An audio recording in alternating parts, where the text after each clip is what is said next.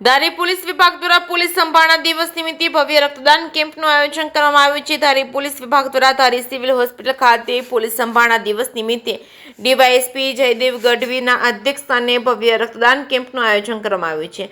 આ રક્તદાન કેમ્પમાં પોલીસ વિભાગના દરેક કર્મચારીઓ, અધિકારીઓ, ધારીના આગેવાનો તેમજ દરેક પત્રકાર મિત્રોએ રક્તદાન ડોનેટ કર્યું હતું। અમરેલી રેડક્રોસ સોસાયટીના સહયોગથી ભવ્ય રક્તદાન કેમ્પનું આયોજન કરવામાં આવ્યું છે, જેમાં મોટી માત્રામાં રક્ત એકત્ર કરવામાં આવ્યું। વહેલી સવારથી જ રક્તદાન ડોનેટ કરવા માટે લોકો મોટી સંખ્યામાં હાજર રહ્યા હતા। કાર્યક્રમમાં ખૂબ જ સફળતાપૂર્વક પૂર્ણ કરવામાં આવ્યો હતો। જે કેસમી ગુજરાતી સાથે સંજીવ વાળા, ધારી।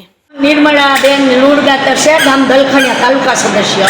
અને અમારે આ સરકારી હોસ્પિટલમાં પોલીસ દ્વારા તરીકે આ કેમ્પ રાખવામાં આવ્યો હતો, ડોનેશન કેમ્પ। તો એમાં બધા અધિકારીઓ આવ્યા છે, પોલીસ સ્ટાફના, હોસ્પિટલના, પત્રકાર અને અમારા સંબંધીઓને અમે ડોનેશન દેવા માટે લાવ્યા છે। તે માટે આ બધાનો ધન્યવાદ માનીએ છીએ।